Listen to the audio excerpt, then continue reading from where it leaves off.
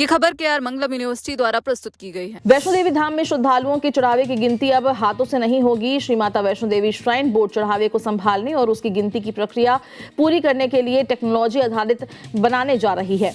जम्मू कश्मीर के उपराज्यपाल और श्राइन बोर्ड के चेयरमैन मनोज सिन्हा ने बताया कि अगले 15 दिनों में मैनुअल काउंटिंग की व्यवस्था पूरी तरह खत्म कर दी जाएगी। दरअसल चढ़ावे की गिनती में पारदर्शिता और बेहतर व्यवस्था को लेकर श्राइन बोर्ड की बैठक में हाथ से पैसे गिनने की प्रक्रिया को खत्म करने का सुझाव दिया गया था। इसके बाद नई व्यवस्था लागू करने की दिशा में कदम उठाया गया। अब चढ़ावे की गिनती के लिए कैश रिसाइकलर मशीन यानी CRM का इस्तेमाल किया जाएगा। श्राइन बोर्ड के मुताबिक 2 CRM मशीनें पहले ही लगाई जा चुकी है, जबकि बाकी मशीनें अगले 15 दिनों में स्थापित कर दी जाएंगी। यानी नई व्यवस्था पूरी तरह लागू होने के बाद चढ़ावे को संभालने और उसकी गिनती में इंसानी दखल काफी हद तक खत्म हो जाएगा।